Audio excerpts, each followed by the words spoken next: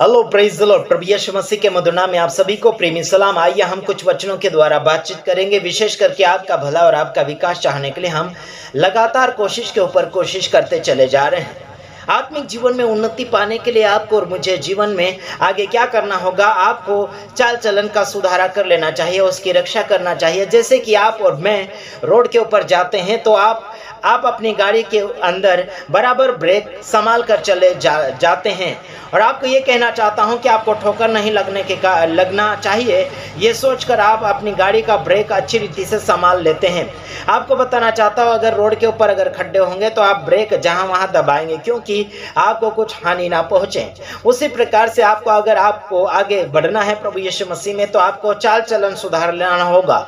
आप किसके साथ किस व्यवहार के साथ चल रहे हैं, आप किसके साथ किस रीति से व्यवहार रीति से चल रहे हैं, आपको सावधानी रीति से आगे की ओर बढ़ते चले जाना चाहिए।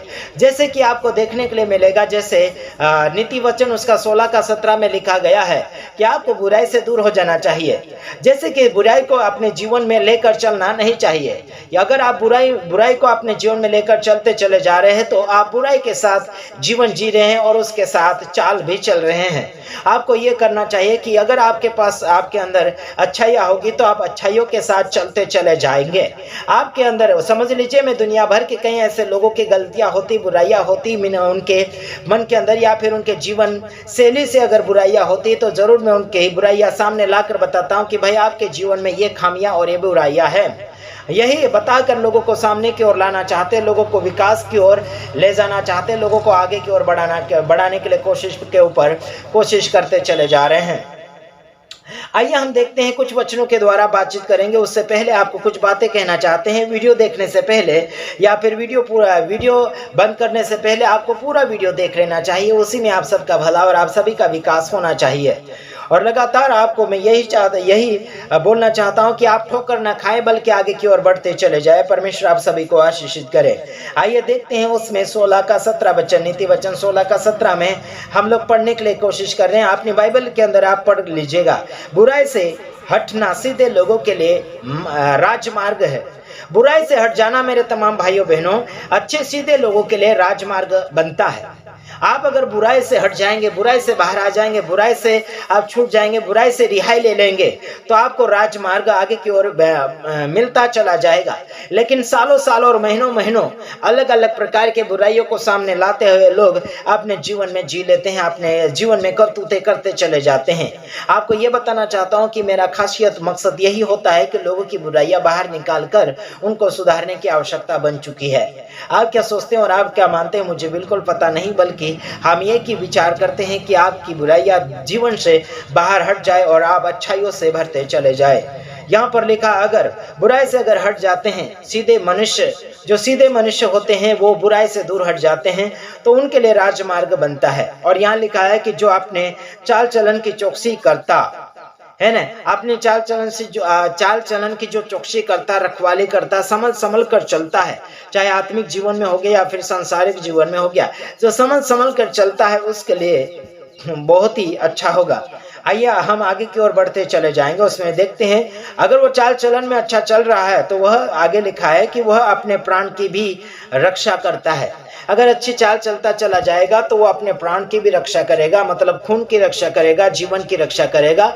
ज्यादा दिन तक वो टिकता चला जाएगा, उसके जीवन के साल बढ़ते चले जाएंगे, क्योंकि अच्छे लोगों के साथ, यानी कि लोगों को अच्छाई की ओर लेता चला जाएगा, वो व्यक्ति आगे की ओर लंबा सफर तक जिंदगी जी सकता है।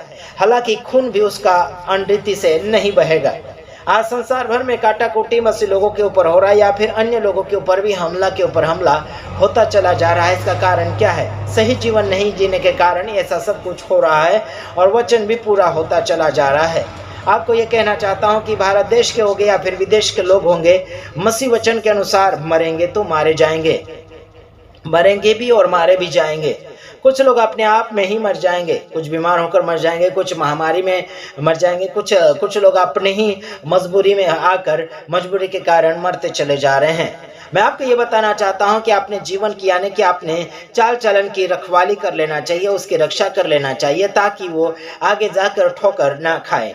आज संसार भर में ठोकर के ऊपर ठोकर खाते चले जा रहे हैं। इसका कारण क्या है? अपनी ही गलती के कारण लोग ठोकर का कारण बनते चले जा रहे, खुद का भी और दूसरे का भी। दूसरे के जीवन में आपके लिए प्यार और मोहब्बत है, आप ज्यादातर लोगों के लिए जीना चाहते हैं, बल्कि खुद के लिए भी जीना नहीं चाहते। ऐसे लोग परेशान हो चुके हैं, अपनी मजबूरी के कारण मजबूर हैं। आपको ये भी कहना चाहते हैं कि परमेश्वर के वचन के साथ अगर चलते चले जाओगे तो मजबूरी आपकी परमेश्वर की मजबूरी के साथ, यानी कि परमेश्वर के वचन के साथ जोड़ देना चाहिए। आपकी मजबूरी को परमेश्वर के वचन के साथ जोड़ना चाहिए। परमेश्वर का वचन आपकी मजबूरी को हल कर देगा, यानी कि आजादी दे देगा। आपको परमेश्वर रिहाई देगा, आपको मुक्ति देगा, आपको शांति की ओर लेता चला जाएगा। जब अपनी चाल चलन को आप सुधार लेंगे। आप कौन सी चाल चलन के ऊपर चलते चले जा रहे हैं? गंदगी के ऊपर जाने से आपका फायदा बिल्कुल नहीं है। मसीह लोगों में भी एक दूसरे के प्रति कड़वाहट बढ़ती चली जा रही है।